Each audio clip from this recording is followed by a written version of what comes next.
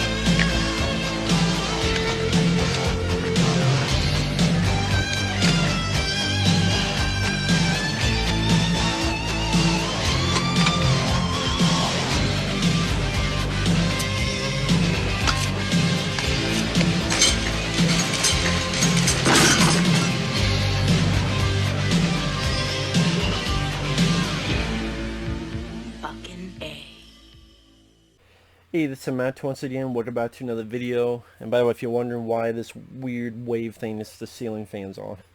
But there's another paid request, this time from Dan. Thank you so much for that. And for those interested in requesting pretty much any type of videos, feel free to send it either directly to my PayPal or join my Patreon. Both links are down below in the info box. Now this is Serial Mom, which I had heard of for quite a while, started by John Waters. And while I'm not big on John Waters, there's a few of this I didn't mind. This one in particular I did like, because I thought it was a very interesting concept.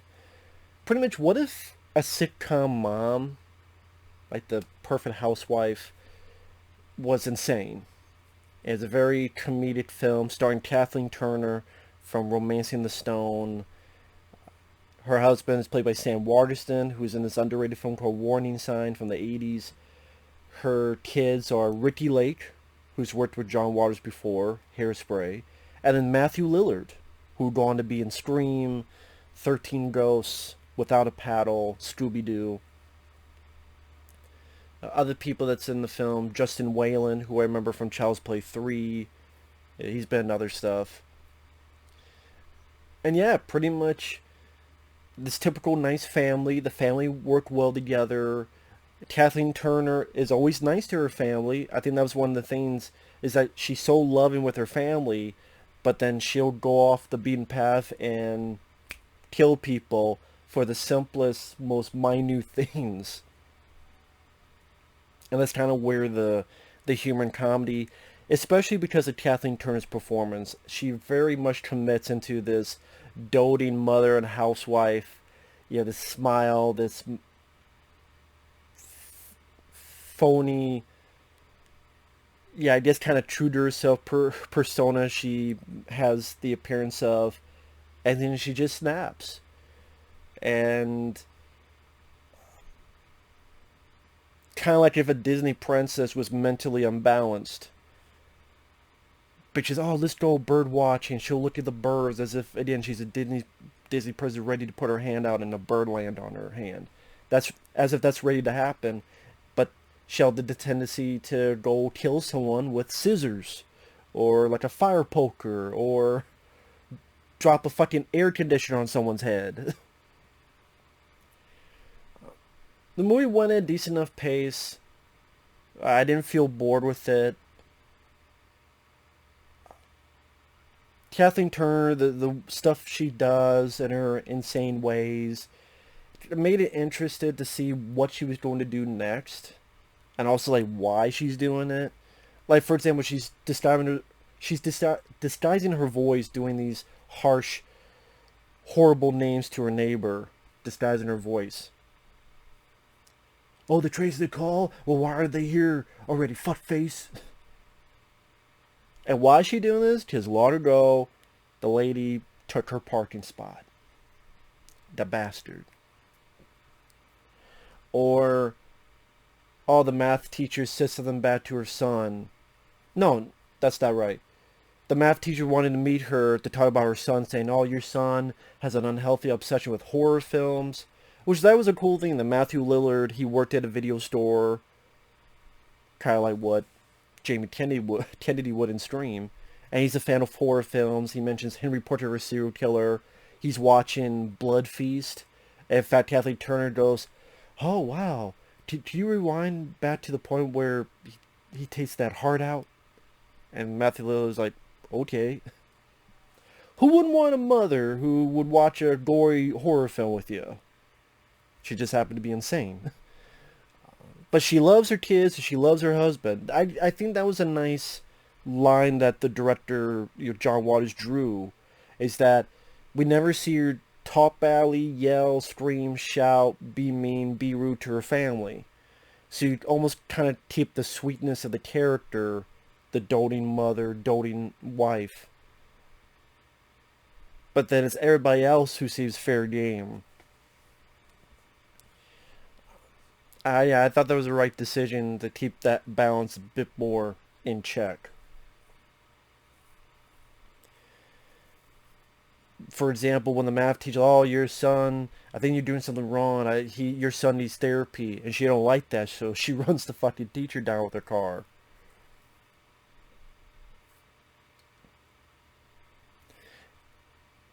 And like I said, there's a quirky sense of humor that follows through the film.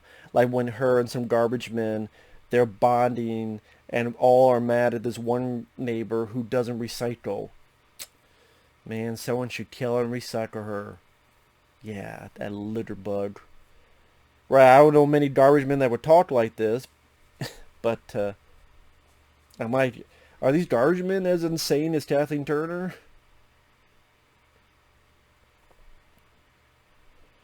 Sam Waterston does a nice job as sort of this wide-eyed husband who doesn't know what's going on. And even when he finds out, it's like, hey, no matter what your mother is, we'll love her anyway.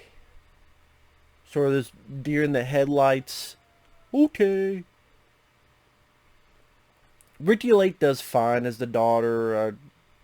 Take her or leave her. Matthew Lillard.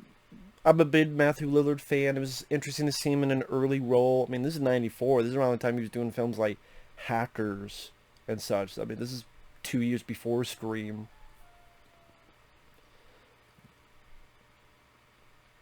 Interesting references in the dialogue. Like, I think it's Matthew Lillard's girlfriend talks to Kathleen and says, you're bigger than Freddy and Jason. And even more so, you're real.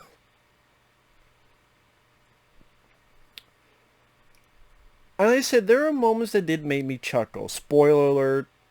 Spoilers. Maybe because I worked at a video store, so this was kind of appealing to me. A person came in to Matthew Lillard's store, didn't rewind it. You didn't rewind it? We have to rewind it. There's a $1 fee, which we never did that at the video store. But by the time I worked at a video store, it was more DVDs. But, they'll fucking scratch the DVDs. We should have charged them for it, but that'd be kind of the same thing. Or even worse, because if the DVD scratched, then people can't watch them. But anyway, if you wonder what that noise is, it's my neighbor's roosters. What was I going at? Oh, and spoilers. So the woman doesn't rewind, and then she says something nasty. And then Matthew Lillard turns and her mom's disappeared. Oh no, where is she? And so Kathleen Turner kills this woman who's a weird woman that has her dog lick her feet. So maybe she deserves to die just for that. I mean, you don't have your dog lick your feet. You deserve to... I know that's hard. I'm kidding, folks. But in the movie, that could work for this. And the way it's done is that she's watching an Annie song. So you have this very sweet song from the movie Annie, while Kathleen Turner's killing her with a fucking lamb, like a leg of lamb. That scene right there kind of facilitates the sense of humor this movie's going for. The juxtaposition of the Sweet Annie musical song and this weird murder. I just that seems like that's kind of helped make this an enjoyable film to watch. And like I said, Kathleen Turner's performance, I think, is the best part of it. But I like Kathleen Turner. Sally, time hasn't been kind to her. I remember seeing her, was it Dumb and Dumber 2? And I went, is that Kathleen Turner? So, but, you know, stuff she went through, health-wise, shit happens. Happens to everybody. Me, you, everybody. So, just, you know. You see her back then, like Romancing the Stone, voicing Jessica Rabbit and Who Framed Roger Rabbit. And then this movie, I think that's why also, sadly, she did get a lot of parts later in life. Which is a shame. It's a shame. I thought the pacing kind of went a bit weird when it got to the third act. Spoiler alert. Because soon after, Justin Whalen sees this. She goes to kill him. And I didn't like that because I didn't think these characters deserved to die. But at least it seemed like there was some kind of weird logic of, oh, the person took a parking spot. A person bothered her husband when he was on his off day. Here, the guy just witnessed. He didn't really do anything. No one did anything wrong, but it's just. Then the guy gets burned to death, and it was one of Matthew Lillard's friends, and he didn't even think twice of it. Like, this is one of your friends. This is one of the 10 minutes before you, your dad, and your sister were worried that Kathleen Turner was going to go for him, but she went for other people. So you all drive over to see if he's okay. Which then you have appearance of Justin Whalen is watching this film called Deadly Weapons. Which, if you don't know that film, that's a film where a lady named Chesty kills people with her tits. It's the 70s. Yeah, she smothers people with her tits. And that's how she kills people. Deadly Weapons. That's a real movie. But when the guy gets burned on stage, that one is the one that's like, it felt more nasty, or it felt more, I don't know, something about it just didn't feel right to me. And then the fact that Matthew Lillard didn't think anything of it, and you're not supposed to take it seriously because it's a off-kilter comedy, black comedy, but at the same time, for some reason it bothered me. It bothered me a bit, and then, the whole third act is a trial, which I didn't know how I felt about it, because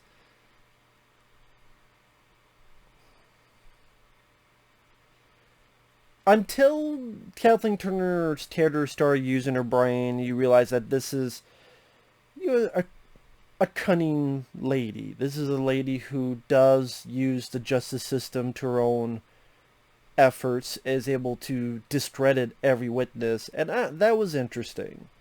That was interesting because it went that route, not just a typical, is she crazy, is she not crazy? The fact that she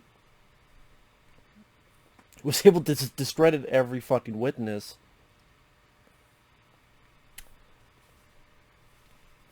And keep with that off-kilter humor, like the whole jury is horrified that this one woman who's witness doesn't recycle, as if not recycling is worse.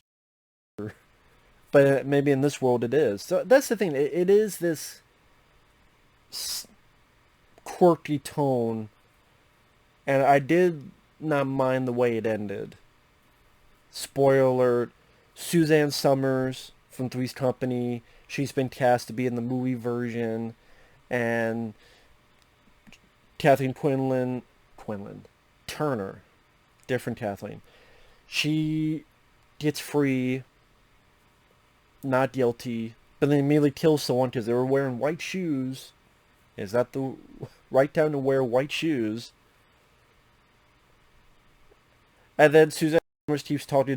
Kathleen Turner snaps on her, and then they all find the dead body. And then Suzanne Somers turns and horrified. And I think it's because the smirk, the smile that Kathleen Turner has, that, again, that's another part that kind of sinks in what kind of movie this is.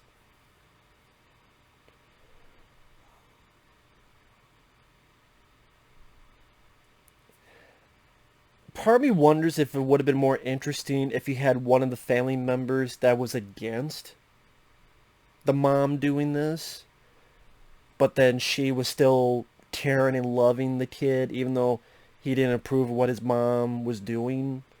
I thought kind of what that would be with the Matthew Lillard character. Like maybe the husband, okay, hey, we love her, and the daughter, Ricki, like, oh, okay, we'll go with her. But maybe Matthew Lillard, being a fan of horror films, be like, this is awful, this is terrible, but then she still loves him, and that conflicting his emotions, that this is wrong, but she still loves him and won't ever hurt him. Maybe something like that would have made the story a bit interesting, because it does get to a point where it's kind of, you're waiting, she kills a person, rinse and repeat, but in different venues, which is probably why they had the trial portion at the end. So maybe with the kids, a little bit more meat to their characters. Whether it be a little bit like character arc or somewhere they take the characters. Because, again, they did fine, but the shining portion of the film is Kathleen Turner and her character. Which makes sense because it's the title character. Other people in the film, there's detectives, other people, they're there. The music, sadly, nothing really comes to mind when it comes to the music, whether good or bad. Direction, editing, there was nothing that I felt was egregious. It's not too long of a film. Like I say, if you like quirky humor, if you like quirky comedies, even if you're not big into John Waters like I am, I do think it's one of his better, definitely one of his more mainstream efforts. When I say mainstream, compared to the film where Divine ate dog shit, Pete Flamingos, all that, this is definitely more mainstream than that. And you say out of the John Waters films, maybe this is the one that's easier for consumption for the mainstream crowd, so to speak. The kills, there's a little bit of blood, a scissor stab. One gets stabbed with like a fire poker type thing, and then there's like a chunk, and she can't get it off. And yeah, there are moments that did make me chuckle, made me smirk. And like I said before, Kathleen Turner's committed to it. She was not sleepwalking through it. And she was having fun with the role. And that was kind of infectious. So I would say at the very least it's worth it for her performance. And again, it's an interesting idea. It's an interesting concept. Your sitcom mom type of... But she's just insane. So it's not a lot of movies like that. I mean, there are movies where the mom is crazy, but the quirky comedic aspect made it a bit different from the pack, and thus made it a bit more interesting. So yeah, I liked Serial Mom. So with that said, thanks for watching. Take care, and we'll see you guys later. Bye bye.